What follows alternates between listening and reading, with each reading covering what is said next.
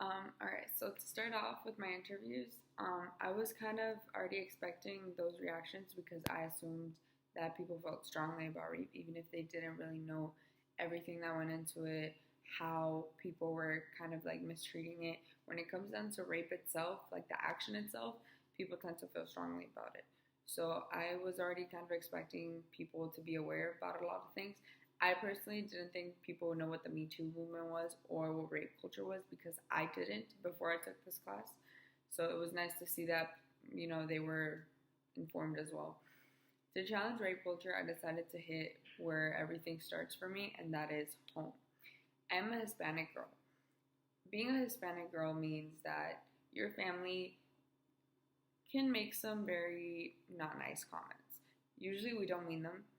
Like I'm a be completely honest. We're not. I strongly believe we're not a racist family, but we do make racist comments even against our own people. So I decided that what better place to do this? What better place to challenge these issues than within my own household? So what I did was I found two quizzes online, which I will leave the link to. And in those quizzes, I took some questions and then I took some from our class and I decided to make a quiz for my family to kind of see where they were at. So I sat them all down. I sat down my mom, my brother, my sister-in-law, my boyfriend, my grandparents, and it was really funny with my grandparents because they didn't speak English, so I had to translate, tell them the answers, and back and forth.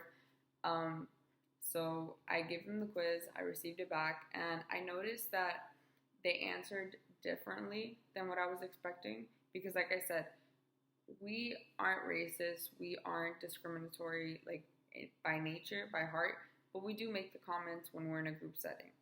And then that's what got me thinking. So I gave them a test, which is an individual thing. So they answered the way they normally would answer. So that means that in group settings, they're different. They kind of do it for the laughs and all of that.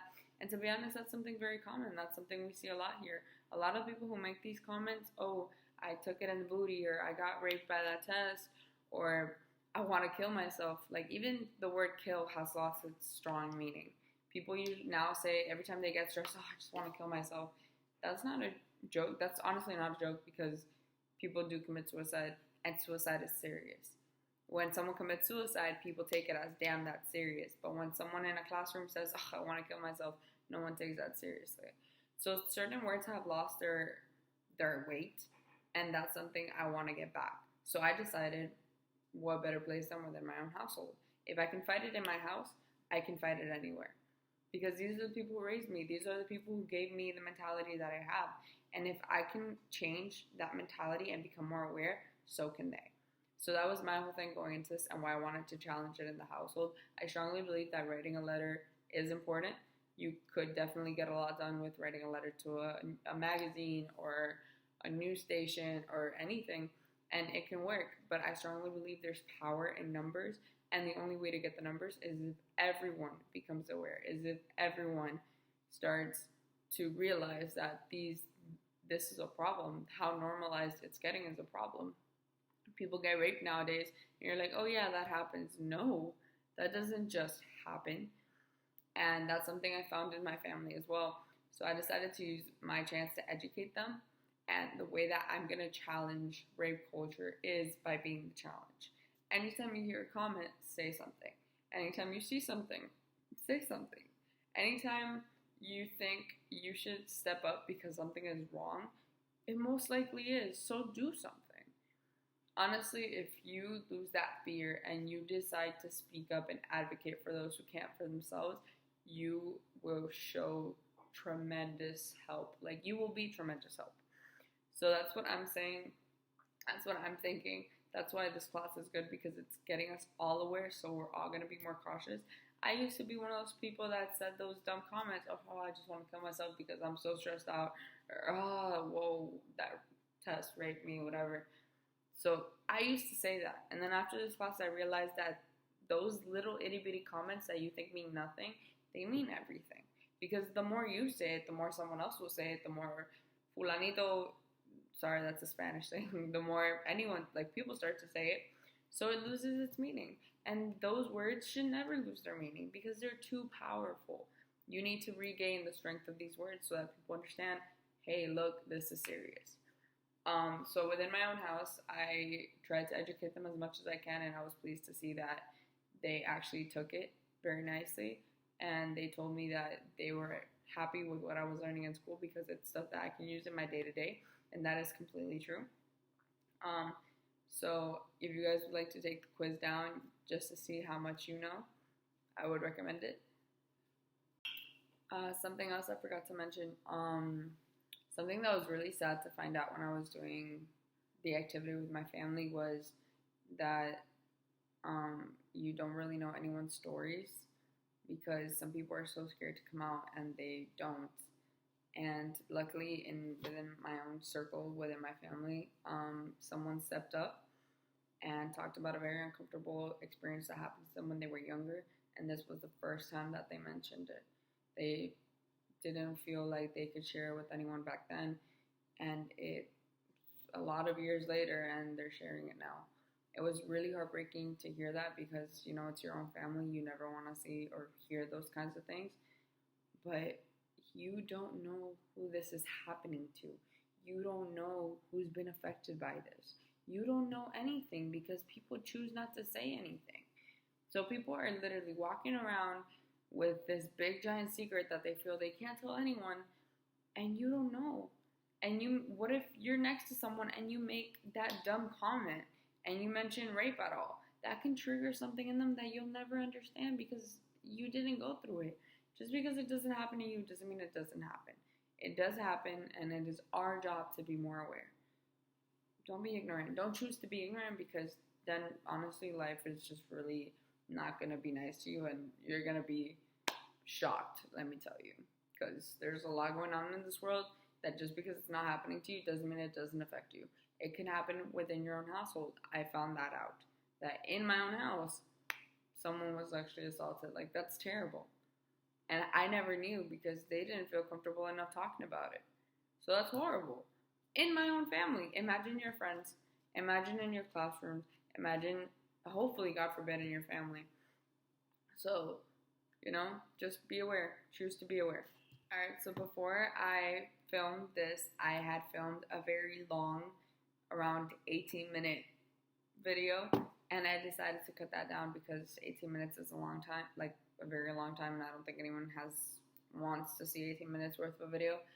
So I'm gonna put in a little snippet of something I talked about, and I mentioned it in this one, but I explained it so much better, and I felt like you can see the emotion in the thing I'm about to put.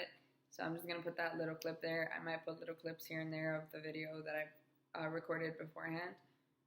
But yeah, this was pretty much the summary of everything that I did. The biggest change you're ever gonna see in schools, in your household, with your friends, is yourself. People are not gonna understand how you feel about something if you don't express it. If someone makes a rape joke and you laugh, guess what? You're egging it on. You're gonna keep them making rape jokes because they think that's what's getting them a good reaction. People live for validation. If they do something and they're validated with it, they're going to keep doing it again. It's basic psychology. It's how you train anyone. If you are validated, you will do it again. That's why the whole punishment versus like positive punishment, negative punishment, reinforcement. If you're reinforcing a behavior, it's going to keep happening. So the fact that we're in this class, the fact that we're becoming aware, that's how you fight it. Being aware. Ignorance is not bliss. Ignorance is terrible. It makes you immune to the problems because you're like, oh, it's whatever. Same thing with rape. It hasn't happened to you. Great. Honestly, I really wish it never does, but it does happen. And who knows? One day you might be found in a situation where your friend, your family member, someone like you, hopefully not, but you know, it could happen. So it's good to be aware. It's good to see the signs. And it's not something that should be normalized. These comments are not okay because then it makes people think, oh, it's not a big deal. So my challenge and the way I'm fighting it is I'm making a change in myself. Every time I hear a comment, I'm gonna say something. Anytime I have a chance to educate, I'm gonna educate. And at the end of the day, I know it's a matter of opinion. Like, rape itself is not an opinion. That is a high consensus, deviant behavior. That is something that no one is okay with. That the actual, like, rape itself, the assault itself, the, like, forceful thing itself. But the word has lost meaning. Also, same thing with the word kill. You know how many times people say, oh my god, I just want to kill you, like I want to kill myself. Suicide, along with rape, is something that's taken very lightly. Suicide is not pretty. Suicide is someone taking their own life, leaving this earth, deciding to kill themselves because they can't handle things. You know how many rape victims have committed suicide because they feel like they can't handle it? They can't handle this, having like this big secret that they can't let out because they're so scared of letting it out. It's terrible. It's really terrible. I'm not gonna lie. I'm also someone who has said, oh my god, this test just killed me. Like, oh my god, I want to kill myself. Like, in a joking way. But now that I'm reflecting, it's not a joke. It's really not a joke. Like, people commit suicide. People get raped. People are assaulted. A lot of bad things happen to people. And the words themselves are losing meaning. Make it taboo. Make it, you know, like, incest is taboo. People don't say the word, oh yeah, incest. Like, the word incest is not pretty. You know what incest means. But you're not going to make a joke out of it because it's pretty serious. Why can't rape, why can't suicide, why can't kill be the same thing? Use different words. There's a billion words in the world. There's a lot of dictionary words. There's so many things that you can say to address a stressful problem, a bad situation, unpretty whatever. So why use those words? Find better words.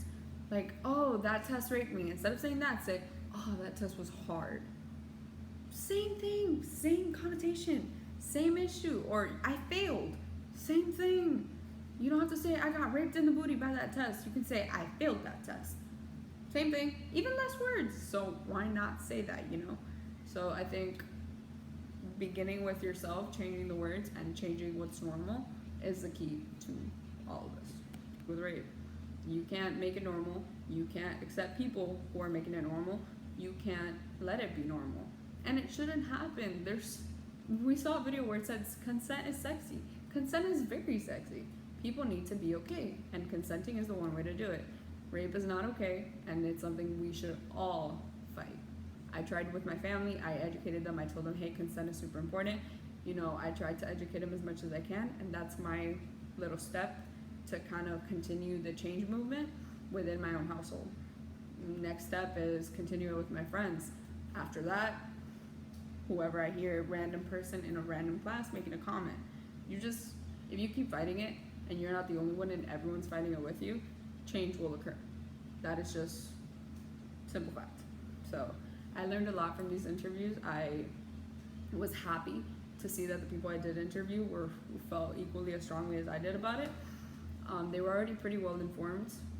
I should have maybe, I guess, opened up my horizons because I interviewed people that I knew and people that I know kind of feel the same way I do. But yeah, honestly, it's something that needs to be addressed, and I'm happy to see that people do realize it's a problem, and you know, it's good to see that it really is.